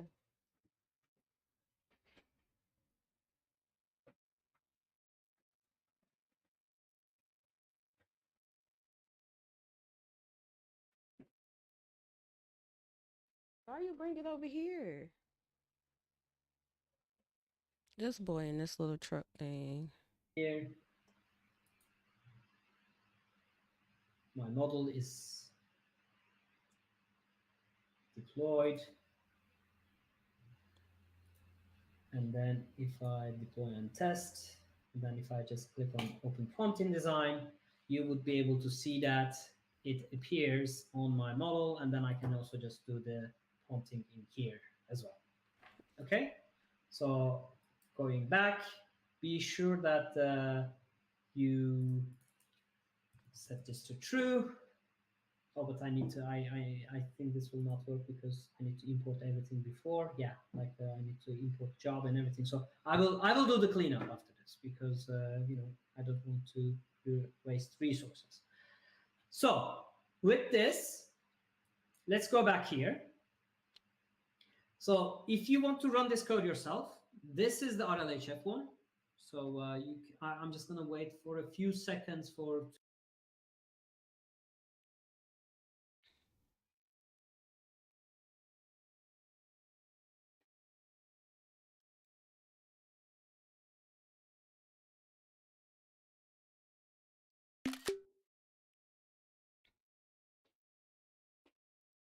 use your cell phones or however you would like to access this. So I will also provide you the the link as a part of the chat. Maybe. So maybe like people can help me to share it across for those of you who wants to see it. And then the next one that I would like to share with you is another, let's say, notebook for the supervised fine tuning. So you can just also take a look at this one as well. This is going to be a little bit less. This is going to be a lot less cheaper because I think this one even doesn't utilize What, TPUs. Or baby, maybe it does. stop. I'm not so Go sure, but then down. for sure it's going to be a little bit Quick. cheaper. But be careful about the costs first. And then the final one is the distillation. There's yet That's another not a notebook for toy. it too, so you can also just test this one too. So with that, I will just give it back to Louisa, I presume. Yes, I'm here. We had some challenges, but you made it through. You're an absolute superhero. Thank you so much, Joanne. We did follow. You kept it interesting for us. All right. I I'm did going to let you did really well. I'm going to What let you you catch want? your breath for 2 minutes while I run through a few other slides, and then I'm going to bring you back for the Q&A. What? Why do you want to get up here if you don't? All right. So we have the Google for Startup Cloud program. I have to tell you about this because this is Startup School. So if you are Boy, a startup, we would please. love for you to build You your don't AI even know what you solutions want to in partnership do. with us. You If want you to be scan up here that or QR not? code or you go and visit that link, Hmm. you can find out all the information, What? all the support we have available. We have credits, we have You do it on the access to floor. How technical am I supposed to experts know? like Turan. We have Got some events, we milk. have communities. We have a home for you, is what I want to say. And we would love to have you come and build your newly found GenAI skills and solutions with us. So yes, please scan that QR code, visit the link, and then you can find out more information there. Last thing before I bring back Turan, it's feedback time. So as I say every week, Timon and I say it, but we really, really mean it. We read all of your feedback, share your thoughts with us. I'll tell you one little bit of secret, is that we're already starting to plan the next edition, which is going to launch in May. And we'd love to hear from you as to what you want to see from us.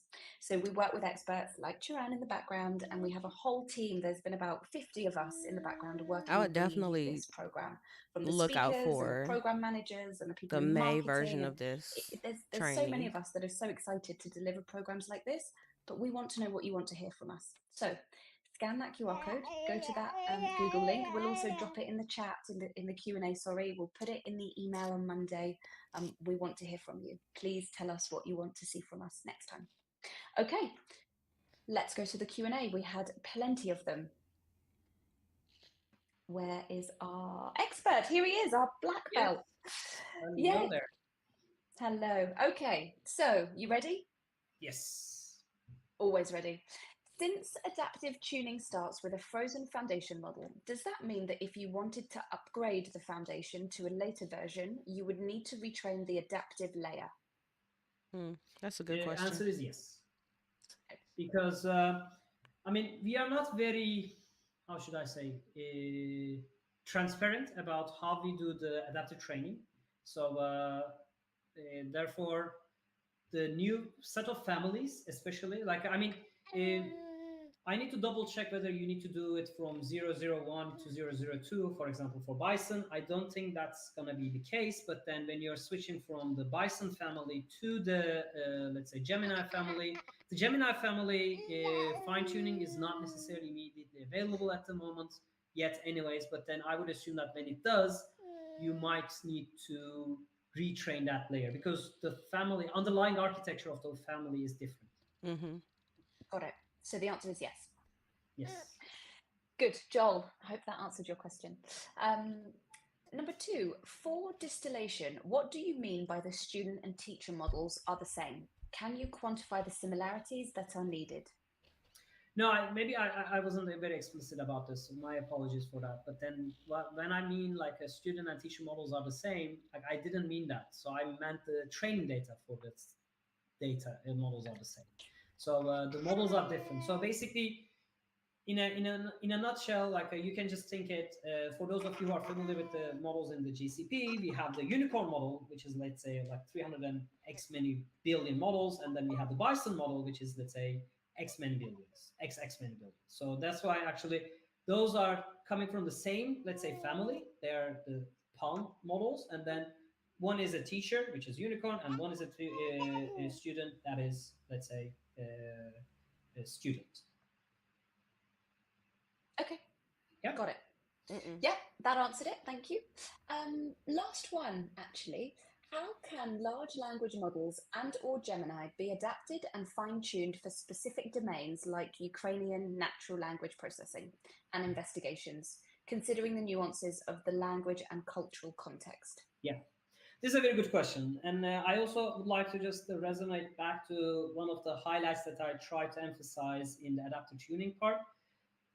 We should be very careful about this because, like I mentioned, adaptive tuning does not generate new knowledge for the model. So when it comes to like responses in different languages, this is not something that you can resolve by adaptive tuning. So that's why actually, if you do not get great results with with the prompt engineering, you might not get great answers again with the fine tuning as well. That might, let's say, that might not be the case, Stop. but then I just want to manage expectations because, like I said, as compared to the large model, the fine tuning layers are so small. It is more about tweaking the model in the right direction by focusing on the right things of the model. So therefore, let's say you can still give them an input output You did relationship that. between the, let's say, the And input don't in bother it. Ukrainian and output in Ukrainian, and the model will kind of get the patterns from it. But then that would mean that it will be triggering the existing layers of Ukrainian language more persistently rather than generating new information for Ukrainian, right? So that's why actually we have to be managing the expectations. This is more like styling. So basically, if the already so like if you want to get the output of the results in a very specific style, that's what you can achieve with adaptive tuning, but not necessarily just adding new context to it. Got it. Okay, that makes sense. Thank you. I hope, Maria, that answered your question as well. Turan, we've come to the end of our time together. Thank you so much for leading the class and battling through and delivering a fantastic session for everybody. Really grateful to have you today. Thank you. We'll see you soon. Yeah. Bye-bye. Bye. It took me. Okay, that's it from me. It is pitch black here in London, so I am going to log off my laptop for today. Oh, model But evaluation. I will Okay, see cool. you next week. It's our final week. We are kicking off with model evaluation for GenAI. And then our final session next Thursday is Duet AI, which I know all of you are excited to hear more about, which has actually just been rebranded to Gemini. You may have seen the announcement. So you don't want to miss next week. Plenty of updates, plenty of exclusives, and some more really great classes. That's it from me. Have a great day. Have a great weekend. And I will see you in class on Tuesday. Take care. Bye. Okay. That was an hour and 14. Okay. Yeah, I definitely am going to rewatch these. The debates in my mind.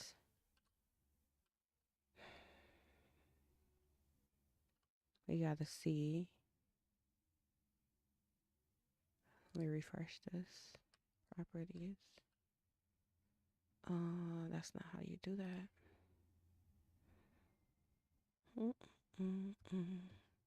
What is happening to? Okay. Refresh this.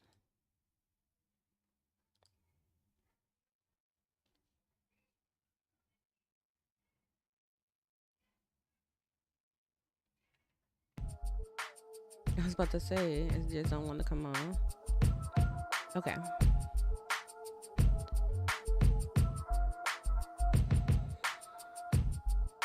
I was getting a lot of thoughts was racing because I was listening to the end of the training today, because I have some ideas for I have a specific project, like a client project, but then I also have a personal project that are kind of in the back of my mind as I'm digesting information.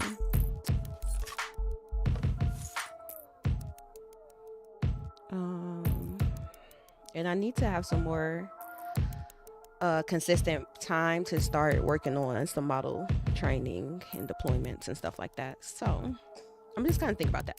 Preacher, welcome in. I'm doing good today. I had a much more mild start to the day than me waking up at 3 a.m. yesterday. So I'm feeling good about that. This boy wanted to climb on everything, and I don't even know. Earlier, I had to go save him because... Hold on, let me switch the camera view real quick. First of all, he's trying to climb up the side of the table to get up here. Earlier, this little ride-on toy that he loves so much. Can I have my arm? This opens, right? So his new fascination is to like try to stand inside of there. And I guess he put his foot inside of it and like it rolled away. So he was kind of stuck in like he was trying not to fall. One leg was on the ground, the other leg was in the toy, and he was like probably as far spread as he could be. And I had to save him from himself. So oh god. I want to work on some stuff right now, but I need to get him together too, and I need a snack. That's what I'm trying to figure out basically. Okay. I want to write some stuff down though, because the project that I'm personally trying to get some legs under is very LLM based. But the other project,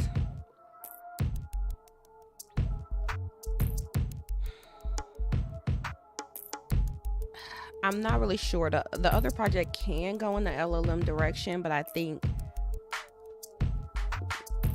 because it can do classification, it's like a classification situation, but it's also diagnostic in a way. So that feels a lot more suited for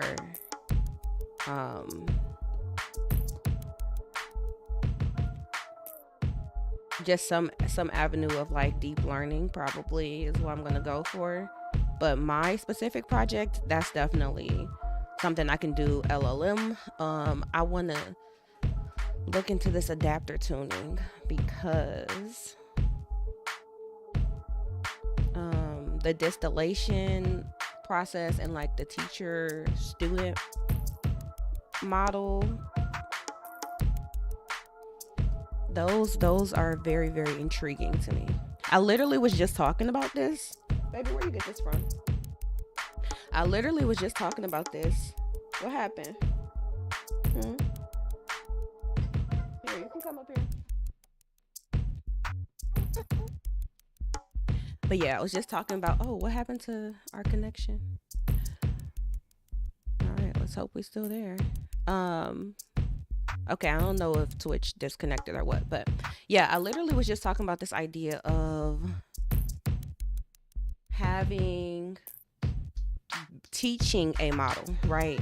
Like if I wanted to train a teaching assistant that learns from me, and I wasn't thinking about this, but I wasn't even aware of this specific student teacher model, as far as like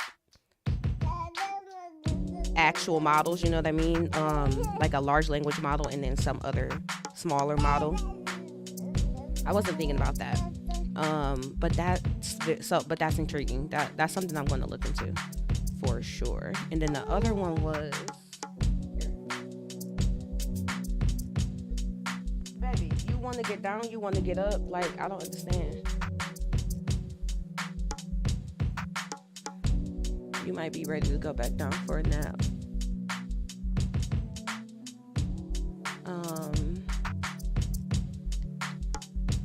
So yeah, they gave us a paper for that.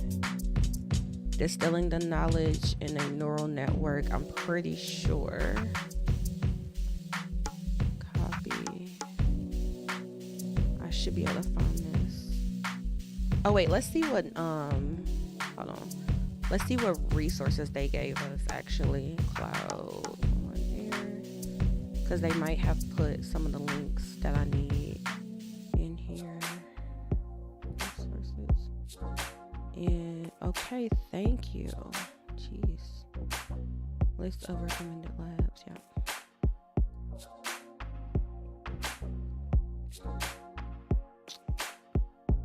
Cool.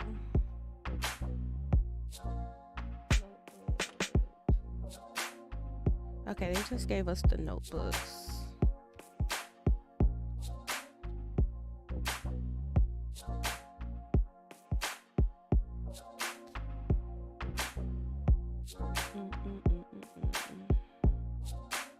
Okay, let's find the paper then.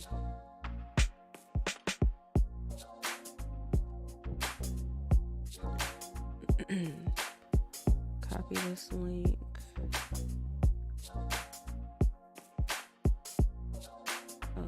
Where's Obsidian? And how do I do this? I go here. Research. Dang, what was it? I don't remember the tool name.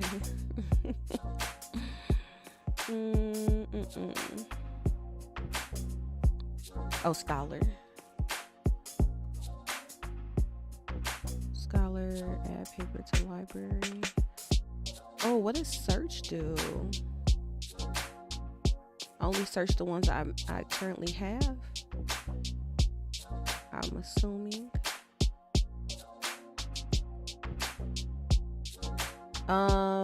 Preacher, I'm supposed to be getting the call for presenters up, but if you already have a topic in mind, we can talk about that, because usually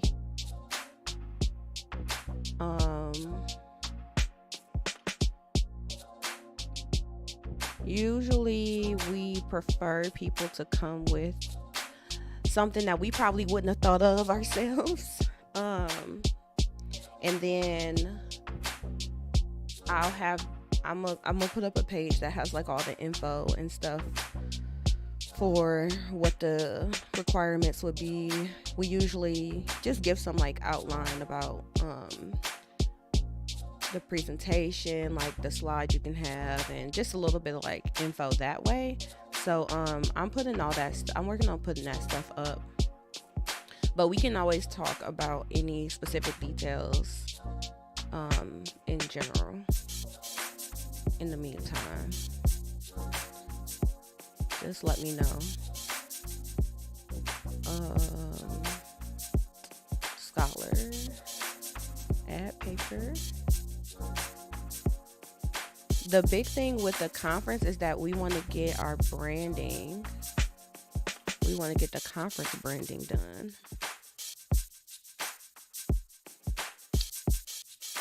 And that's kind of a bit of a blocker. So then this is my PDF right here. It's not very long either. Okay, let me read this abstract. A very simple way to improve the performance of almost any machine learning algorithm is to train many different models on the same data and then to average their predictions. Unfortunately, making predictions using a whole ensemble of models is cumbersome and may be too computationally expensive to allow deployment to a large number of users, especially if the individual models are large neural nets. Karana, I don't know, and his collaborators have shown that it is possible to compress the knowledge in an ensemble into a single model which is much easier to deploy. And we developed this approach further using a different compression technique. We achieved some surprising results on MNIST, and we show we can significantly improve the acoustic model of a heavily used commercial system by distilling the knowledge in an ensemble of models into a single model. We also introduced a new type of ensemble composed of one or more full models and many specialist models, which learn to distinguish fine-grained classes that the full models confuse. Unlike a mixture of experts, these specialist models can be trained rapidly and in parallel. This is what Meta was doing. This is what they were talking about. The last keynote or kind of like conference big update that I watched from them probably at the end of the year last year. What's the guy's name? Mark Zuckerberg. He was talking about having a bunch of specialized models, basically. So you would have like the model that talks to you about cooking would be different than like a model that talks to you about like car repairs or car maintenance or something like that, basically.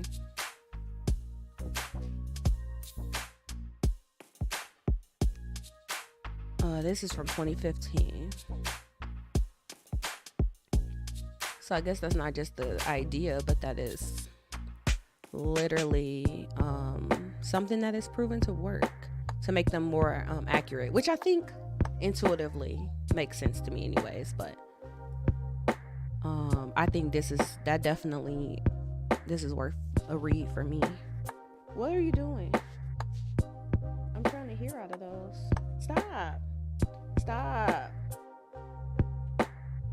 Stop pulling cables. Stop. What you going through? All right. Okay.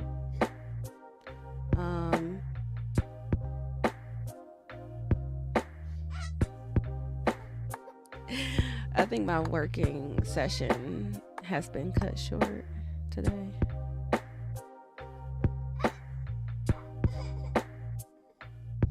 All right, come on. I'm about to go with you. All right, I'm gonna go ahead and call it. Oh shoot.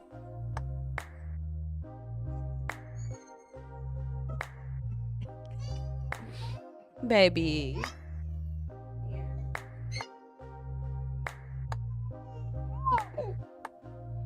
You okay? Just put the eardrums up because you definitely hurt mine. Yeah. You're stressed out. Look, that's how you look. That's you. I didn't realize I wasn't sharing my screen, so LOL, as we was literally just talking about that earlier. But this is the paper I found it, so I think the abstract is very appropriate. And the paper is like 9 pages, so that's not bad. That's really short, relatively speaking. Honestly, I've been trying to figure out ways to still be able to get some work in throughout the days, like smaller things I need to do, like such as reading. So I'm going to be getting my iPad together and making sure I have. What you want? You want to talk?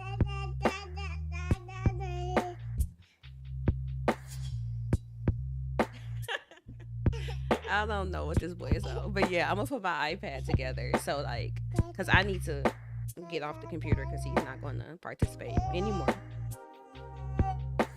But I think it'll help. I just need to I'm just trying to figure out my situation with learning right now, because once I register for class, it's kind of like I need to have a system, and I was thinking about that this morning. That's like the biggest thing I've been thinking about. So this has been good, just going through this like 6 week course, which is only it's only like an hour and a half twice a week.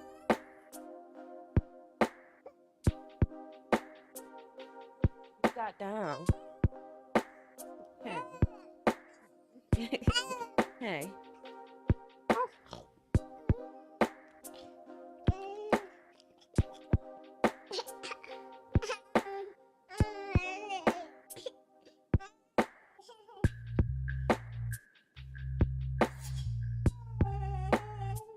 I'm trying to express your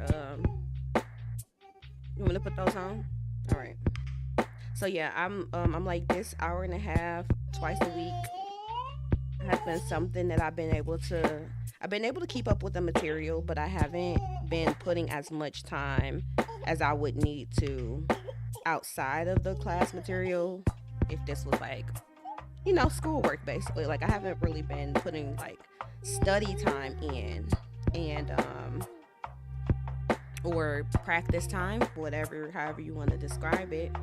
Because even for a course like this, I should be spending time putting projects together, not just going through the notebooks and going through the trainings, but actually going through my own test project, my own, demo or whatever. Because that's really, to me, that's how you solidify the skills. So you can start with the course material, follow along with what they're saying, read background information, textbooks, etc., anything like that. Then the next layer is like the lab. Like I'm going to follow along with something that's already predetermined for me.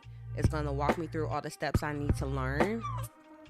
But then after that, there still needs to be a layer of, so now I take an idea and try to implement this technique or this, tool or whatever the case is. I need to take essentially what the lab was doing for me, but I need to like start from the ground. I didn't see like how these two pieces work together, or I don't know, what this component actually does.